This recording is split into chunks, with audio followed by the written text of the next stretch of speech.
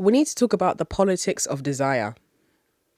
This is not going to be a very fun episode because this is serious things, guys. Desire is political. Do we know what that phrase means? Does that phrase mean anything to you at all? Because when I say desire is political, what that means is who you are attracted to is political. Now, on the surface, hearing that phrase, it sounds extremely serious, doesn't it? It sounds like we are all mechanically engaging with each other. What about love? What about just finding someone attractive? What about things happening by chance? You can't say those are political. Let me tell you why desire is political.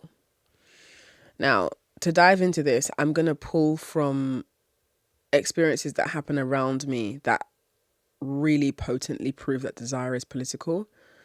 Let's talk about black men. Let's talk about black men who are rappers or who work in the entertainment industry, which also includes rappers. What's interesting about those black men is that they almost always either have a light-skinned, in brackets, mixed race girlfriend or a white girlfriend. Now, on the surface, there's nothing wrong with that. People love who they love. Attraction is attraction. People are attractive, so people will be attracted to each other, right? I think we can all agree on that. Now, where the politics of desire come into play here is when you think about status and you think about a man's ego. When a man is in a period of his life where he's experiencing success, he selects women who make him look good. And this is often why the man usually leaves the woman who helped him build, because she represents a period in his life when he was raggedy and needed her help. And now that he's glowed up and started tasting money, he doesn't find that woman attractive anymore because she doesn't represent what a man who has money would desire. And that sounds really shitty and awful, but that's how men are. So if you are that woman who has built a man or is currently building a man,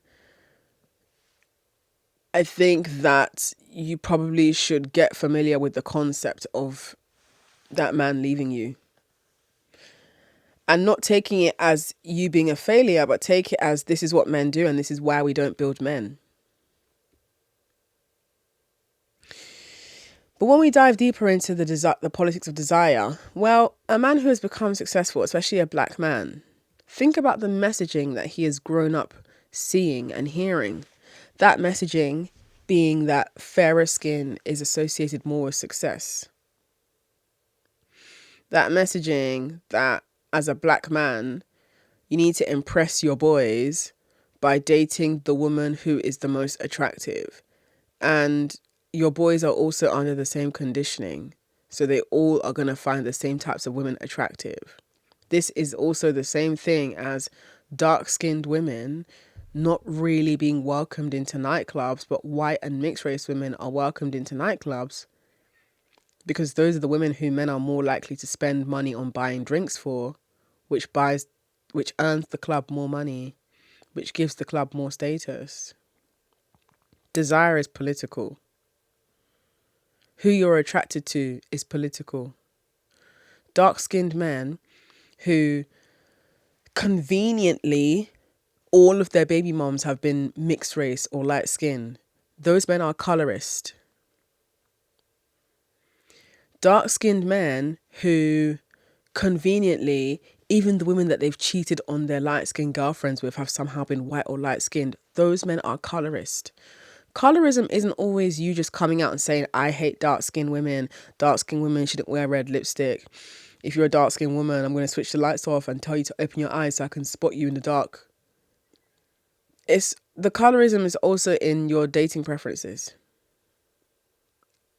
So when I say desire is political, I mean that desire is never just this innocent, innocuous, passive, fleeting thing. Even with me, when I think about the men that I've been attracted to and dated, There's a reason why I've chosen them. Even when women say things like, I just like a guy who is tall, I'm into tall men. She wasn't being specific about race or skin tone or money, but she just says she likes tall men. Now, it could be argued that that's not political, right? He's just tall. There's nothing political about being tall. Well, think about the subconscious reasons why women say they like tall men. It's to do with protection, right? You like a tall man because it makes you feel protected. It makes you feel feminine because you are smaller than him. So you feel cradled by him. You feel cute around him. There's a politic behind that though. The idea that you'd see a man as a protector for being tall will protect you from what? The wind? The rain? Wasps? What's this tall man protecting you from? Should we have a think, class? There it is. He's protecting you from other men. Even if a woman doesn't say that out loud verbatim, why women like tall men is because they want to feel safe. They want to feel protected. They want to feel feminine. Now, even feeling feminine, that's political too. Because according to the societal doctrines of what femininity is and isn't, femininity is fragile, dainty, small, white, girly, docile, passive, innocent, kind, easily manipulated. That's what we have all been taught femininity is in one way or another. That's the messaging that has been put on all of us. So the idea of a woman saying she likes tall men, it's political. You want to feel protected. You feel like it's sexy that he's tall and you're small. Because the idea of what femininity has been taught to you is femininity is small and you just get to be, oh, I'm just a girl. I don't think there's anything necessarily wrong with wanting to feel small. I don't think there's anything necessarily wrong with wanting to feel protected. I mean, I've always said in my work that I only date men who have money because I want to feel financially protected and I want to be able to save my money and spend his. That's how you grow your money, right? You have to be able to save. You see these young people that are buying houses and they're like 27 years old and they've already bought a house. And it's like, how did you do that? And then they're like, I just had to live with my parents for like 3 years. When you're living with your parents for 3 years, your expenses are downsized significantly so you can afford to do what? Save. When you're spending less, you're saving more. So of course they're able to just buy a house. So in the same breath, yes, if I'm dating a man so my life will be easier, so that I can have more money, because money makes my life easier and sweeter. I think people are being disingenuous about money. I've always said this and I continue to say it. And money is political. Desire is political. Even if your attraction to a man is because he's a Christian and you love how he loves God, Christianity is political. Religion is political. Abrahamic religion was given to black people to give them a white God, to give them something to point up at in the sky and continue to direct their hope in that direction, so that the church as an establishment can continue to make money off of hopeful people. Because when you're giving to the church, you're giving to God, right? So when you like a man who is godly and religious and devoted to God, that desire is political, because it's about what features come with a man who is godly. He feels more like husband material, doesn't he? He feels more like someone who is not going to cheat because he's following the doctrines of Christianity. And you know the Bible says cheating is impure. So of course your man is not going to cheat because he's a Christian. He's a good man. You love seeing the way that he shows up for other people. So you desire a man like that.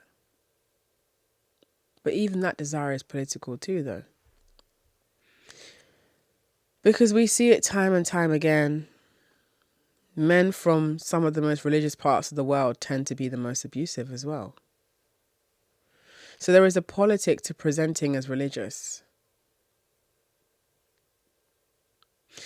Knowing that being religious also means enforcing certain rules on women.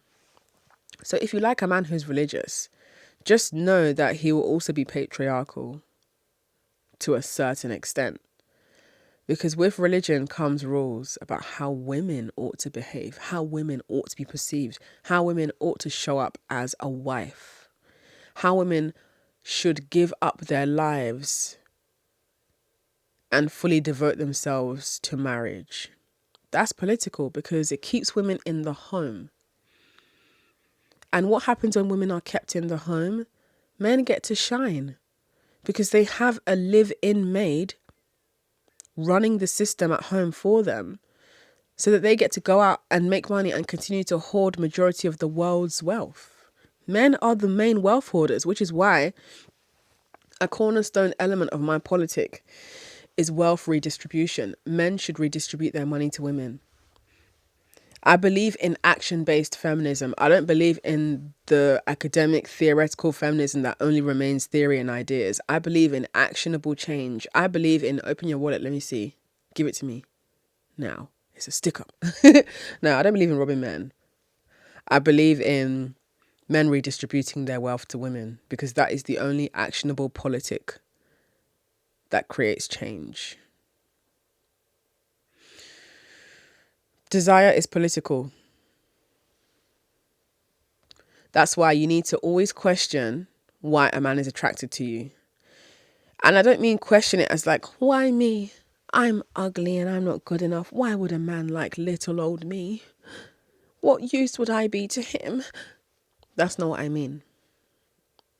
What I mean is, when I say desire is political, and I say based on that, you need to question a man's attraction to you. It's because his attraction to you comes with certain expectations of you based on the stereotype that you fit into. Because women are grouped into certain stereotypes, right? You've got the bitter, dark-skinned friend.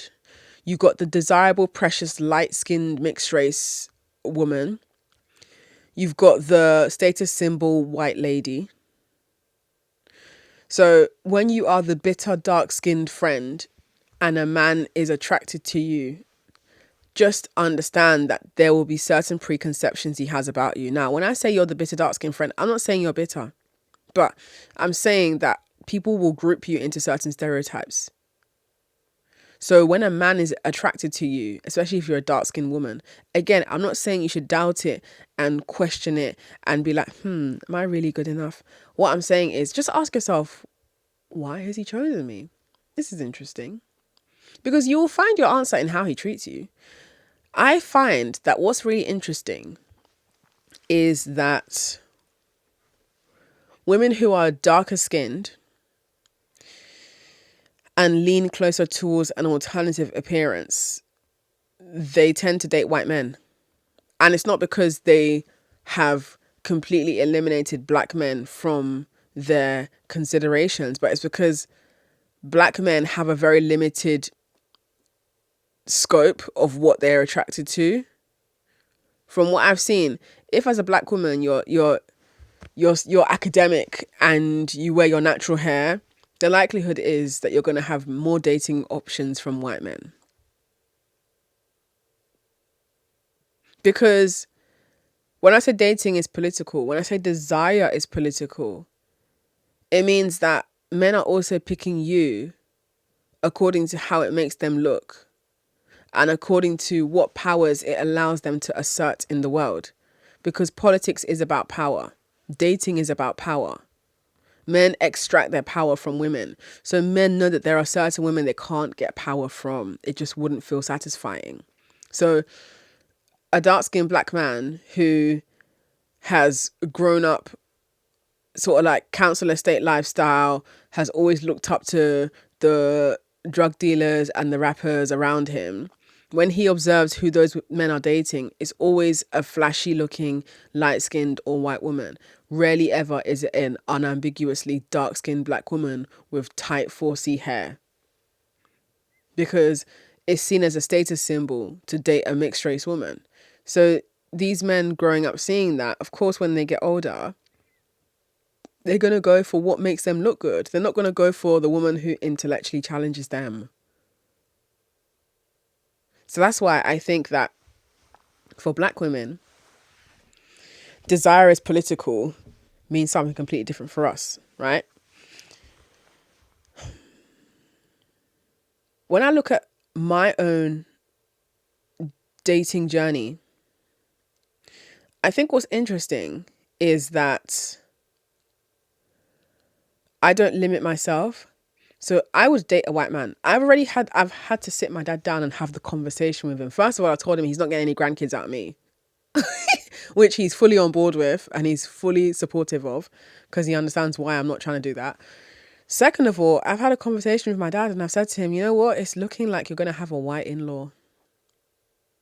If I get married, the chances are it's going to be a white man.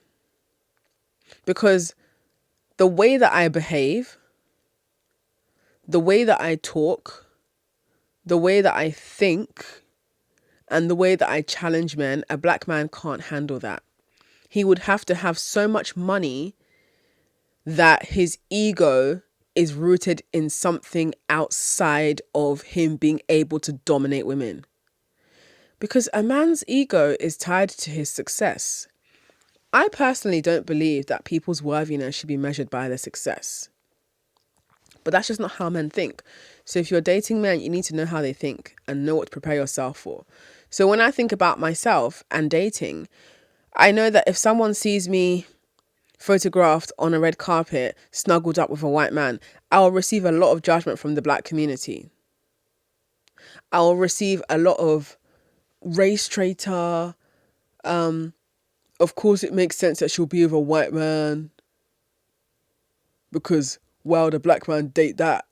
You know, black women experience that a lot. We are already being called bitch and dark skin, blick, and everything under the sun except a fucking child of God. And then when we go for people who don't call us that, then we're the race traitor. Because what makes desire political and interestingly political is when a black woman dates outside of her race, she's dating the person who actually accepts her. When a black man is dating outside of his race, he's dating who he accepts. So just keep that in mind and be very, very dubious of the black men who love to falsely pander to black women by making music and art, declaring black women as goddesses and shea butter and melanin glistening and black girl magic, but your baby mom and the entirety of your dating history has been light-skinned women / mixed race, ambiguous, and I would even throw in white women in there. And that's another reason why desire is political, because politics is also a performance. You know, men can perform desire, right? And that's why black women need to be more dubious of black men, because there'll be black men who will tell you what they think you want to hear. Oh, melanin princess. You know, people must tell you that being dark skinned ain't attractive. I think your skin is so beautiful. They're hoping that you're insecure enough to be like, me? You find me beautiful despite my dark skin? Well, I'm falling in love with you. That's what they want. That's what they want to happen. But don't be scared of politics. Politics isn't something to be scared of. It's something you have to confront head on. Know why men are attracted to certain women. If you're a light-skinned woman, like I'm talking mixed race, if you're a mixed race woman and your partner is a black man, you need to be asking yourself questions about why he's attracted to you. Because I can categorically tell you 9 times out of 10 it's because of what other men think. He is dating you because it makes him look good to have a peng lighty. I don't think that he's necessarily chosen you because your personality is fucking shines above the stars and is nothing like anything he's ever come across in his life. He's dating you because you make him look good for other men. Homoeroticism is political. The framework of politics, the foundation of our governments is all about men impressing other men. It's all down to the male ego. So if you're dating a man who he hasn't said it out loud, but it's obvious that he likes light-skinned women, I would really, really question that. I don't even think you should question him because you're never going to get an honest answer. You're not going to get a direct answer out of him. You're not going to get a, actually, you're right. Yeah, I am a colorist. A man's not going to admit to being a colorist because when you ask men what colorism means, they're not even going to give you the answer of what it means. They will talk around it. No man believes that he's a colorist, but somehow his entire dating history has been light-skinned women. Funny how that works. But also, aside from that, right, my desire of men is political, very political. I date men for money. Money is political. A woman's well-being is political. A woman even daring say that she dates for money is extremely political. Because in a world where women are assigned a role, that role being backup dancer of the man, just shut up and sit there and eat your food, take whatever you're given, especially as a black woman. How dare you as a black woman declare to have standards that exceed what has been allocated to you? Don't you know that as a black woman, you should take whatever you've been given? How dare you say that you'd only date a man who has a lot of money and a lot of time for you and a lot of attention and is devoted to you and likes you more than you like him? What makes you think you're going to find that? That's the attitude I get from people. They think I'm never going to find it because they think it's an inconceivable thing. They think that for a black woman to be loved, she's better off just befriending a unicorn and calling it a day. You're probably more likely to find a winged horse than a man who actually loves you and has money and is pouring into you. That's what they think. And even that outlook is political. You doubting a black woman will find what suits her. It's political because you have been fed a message that black women deserve little to nothing. So of course you're going to have pushback when you see a black woman who, by the way, doesn't tick the boxes of what is required for a woman to even have such standards. Because if I was a mixed race woman with green eyes and the curly hair, nobody would have an issue with my standards because they'll be like, yeah, I mean, she's a 10, of course. But me being the black woman that I am and having the standards that I have, the large majority of the reason why people have an issue with my standards and my dating outlook is because they don't think I deserve to see myself so highly because I'm a black woman. Desire is political. Who you're attracted to is political. You know what's interesting? I've never been catcalled by an Asian man. And I mean Asian as in Southeast Asian. I've never been catcalled. I feel like that community, we avoid each other. Not because there's anything necessarily wrong, but have you, I don't know, as a black woman, can you say that that's an experience that you kind of can resonate with? Obviously, depending on where you are in the world, if you're living in Taiwan, of course, you're probably going to have a lot more interactions with Asian men. But what I'm trying to say is that within the conversation of desire is political, Southeast Asian men are not rushing to catcall me. They usually date within their community. I think that's interesting because there are so many cultural differences that they're not interested in exploring their cultural differences with me. They're happy to just stay within what's familiar to them. And that's fine, by the way. But I just think that that's quite interesting too. For me anyway, I've actually never dated an Asian man before. I'm open to it, but I've never dated an Asian man. Because who they desire, when you think about it, it's when you're walking down, I don't know, let me think of something that's a really, really obvious example.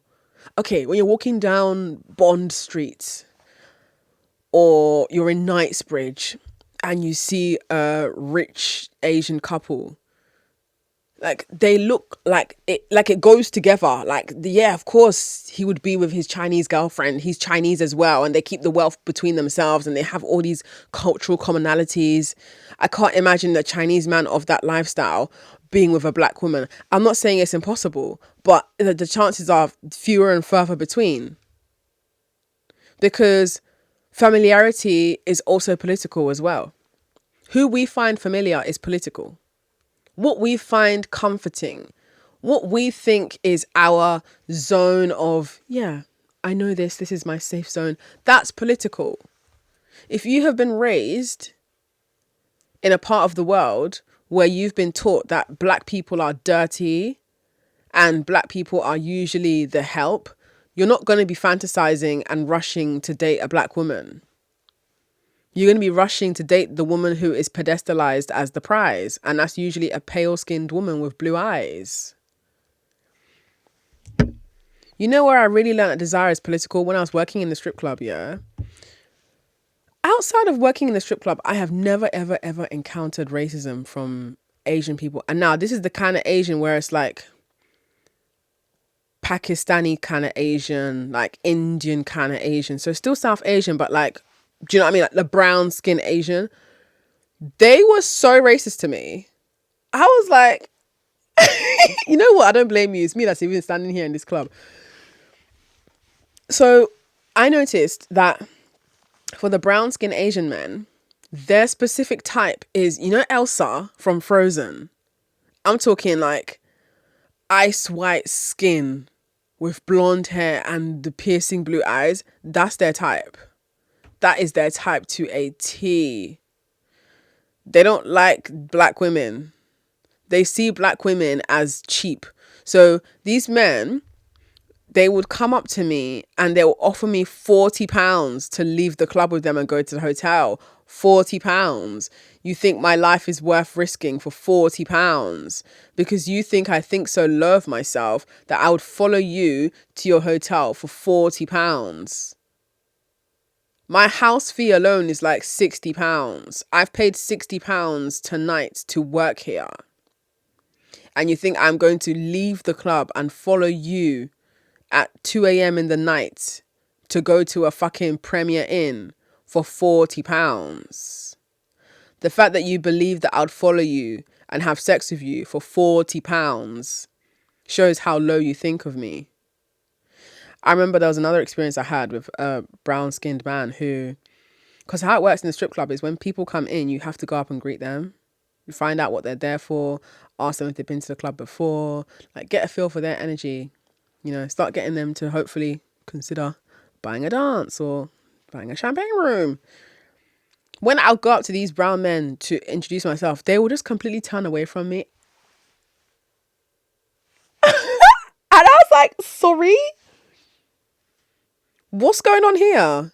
Oh, because desire is political and brown-skinned people have their own battles with self-hatred and colorism. Okay? India is like the skin bleaching capital of the world. Nigeria closely follows behind. I'm Nigerian, by the way. And you know, I'm aware that I'm closer to the lighter skinned side of the chart. I'm Fenty 390, okay? But unfortunately, and I say unfortunately, not because I have any issue with my skin tone, but I mean unfortunately in the context of who is rewarded with humanity. Unfortunately, I'm on the darker side of the light skin side of the chart. So it means that I don't really get to experience the benefits of being light skinned. Now, if I was just 2 Fenty shades lighter, maybe my life would be different. But unfortunately, I'm towards the darker side. Now, I love my skin tone. It's not unfortunate that I'm an unambiguously black woman. I love that nobody can mistake me for anything other than black. Okay? Because it's people who are percentage wise they're black, but they're fighting tooth and nail to prove that they're black. They're scrambling to find pictures of their grandparents to prove that there's some melanin there. I don't have that problem. No one's ever made me prove my blackness. But I think when it comes to the politics of desire, it is interesting though how men are affected by it too.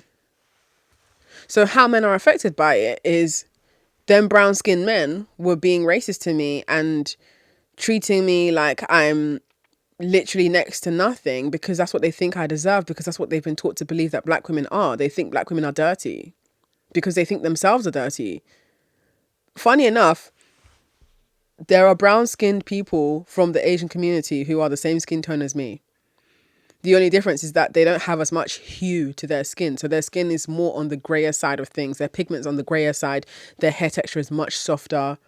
So they have a different experience of dark skin than I do. And they are more affected in a different way by the pitfalls of white supremacy where they're from. Especially as men. It's not as common for men to bleach their skin because it's such a cosmetic thing, and cosmetics is usually associated with femininity and, you know, womanly upkeep. So it's the women that are bleaching. Now, the darker skinned men, they carry a lot of self-hatred. Do you think that self-hatred isn't pouring into their dating lives as well? Men date according to how they feel about themselves. So if a man hates being dark skinned, how do you think he's going to treat dark-skinned women? Desire is political. If a dark-skinned man hates being dark-skinned and finds black women who are unambiguously black to be aggressive, he's going to date mixed-race women because it makes him look good. It makes him look good for other men. Straight men are actually very, very gay. And not gay in the sense that they want to kiss their homeboy, but gay in the sense that they care more about what men think than what women think. Because that in itself is political too. It is political for other men to approve of you in society. Because we're in a patriarchy. The patriarchy is a boys' club. And when you are ostracized from that boys' club, there are social ramifications. And men don't want to face the social ramifications of being ostracized from the great big boys' club that is patriarchy. Because what that means is that they feel left out. And when you feel left out, then what do you look to for a sense of achievement and success? And that's why as women, you can't get carried away when a man is attracted to you. Because again, a man's desire for you is political. And that's why you need to do your own work to figure out why he's attracted to you.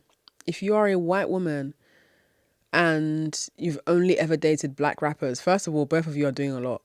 You definitely have a black penis fetish. You've not acknowledged it to yourself, but you do have a fetish for black penis. And these black men, they hate black women. They hate anything to do with blackness that makes them remind themselves of their blackness. So they choose you because, and also you're easy and cheap to them. Yeah. A lot of the black men who grew up in that rough counselor state rapper lifestyle, most of them were dating and fucking white women because those were the women who were easier to access. That's political. Ease of access is political too. The reason why I find it so important to highlight that desire is political is because we can then ask ourselves certain questions of what this political implication means for that person, how they stand to gain or lose from being affiliated with you. Just like for me, I'm aware that if I am romantically involved with a white man who has money and has access, then I am in a better position, both politically and physically, to have a more vibrant life, to have a better life, to have a safer life. Because whiteness, access to whiteness, proximity to whiteness, it grants you a level of safety. There is a price you pay for everything though. There's a price you pay for being with the black man who doesn't really like himself. But hey, at least two black people are in a relationship with each other, right? Hashtag black love. Black love is a political phrase. We don't say white love, do we? No, you don't hear white love. You hear black love. Because it's black love despite living in a world that doesn't want black people to be together. It's black love despite living in a world where black women are sidecasted and made to feel like they are the last option if everything else fails. It's black love despite the efforts being made to separate black people from each other. It's black love despite these trying times where all we need is each other. It's black love. But see me, I'm not a black love warrior. I'm a self-love warrior. Yeah. I'm going to be with whoever makes me feel the most loved. I'm not race loyal. The issue I take with race loyalty is that it's one-sided. I'm so sorry. I can never get it out of my mind, yeah? If you're from the UK, then you probably remember this video. It wasn't even that long ago. It was at least a year ago, if not this year. There was a video going around on the internet from, I think it was a music video shoot or some sort of fashion shoot. And the concept was loads of black men from the entertainment industry, majority of them were rappers in the UK. They were rallied together and they brought their daughters along with, I believe they brought their daughters along with them. I think it was a song that a rapper was making and that he dedicated to his daughter. This is a black rapper who has a mixed race daughter. And he asked his black male friends, majority of who are also rappers, to bring their daughters along too. And the majority of the daughters in the video were mixed race.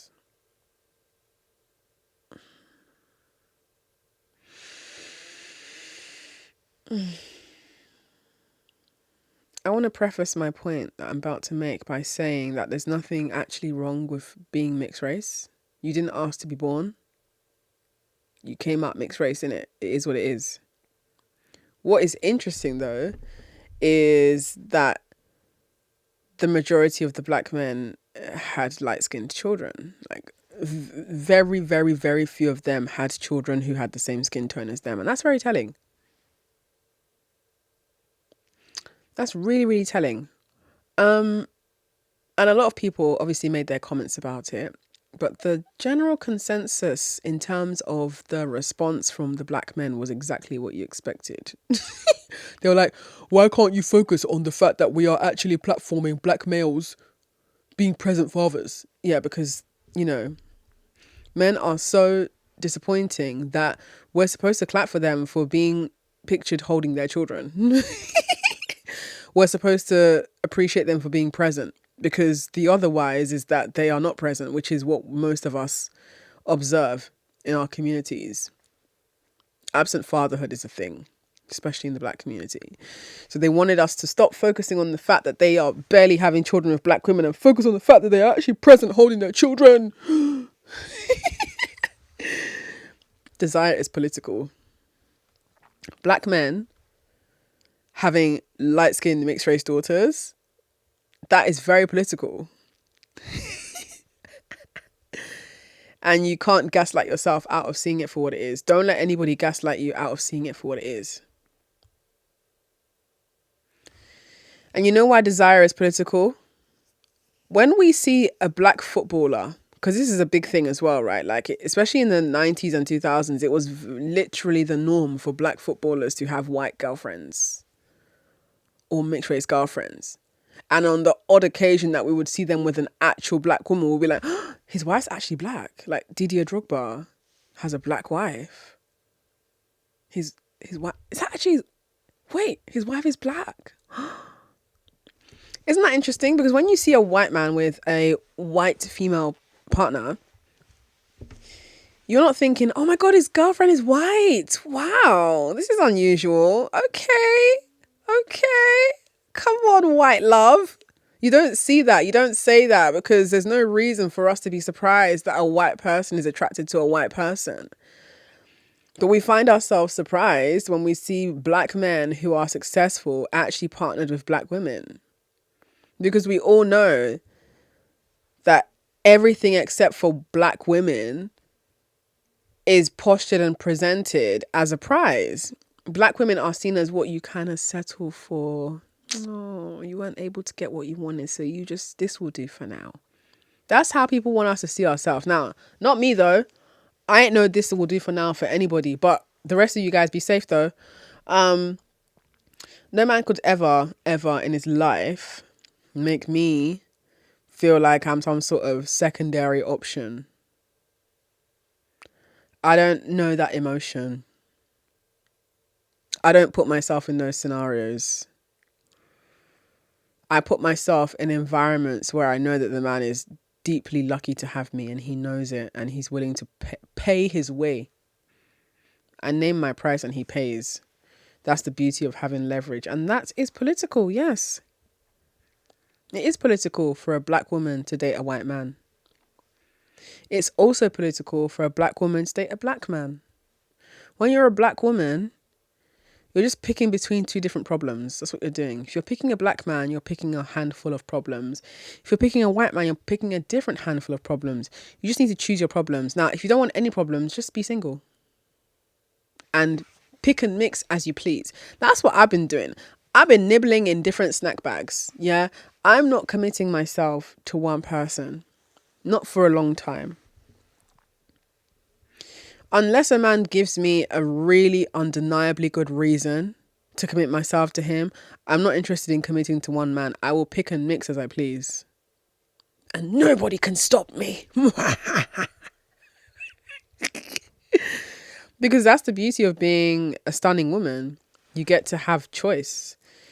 You get to play by your own rules. Nobody's telling you who and how to be. You're doing this your way because you're the prize. And that's the whole point, right? Surely. And even being the prize is political. Who do we pedestalize as the prize and why? And how does the prize behave? All of it is political. Use your brain. Don't let them lull you into believing that this is all just about love. Love as an emotion is political. To love someone is to say, I choose you despite XYZ.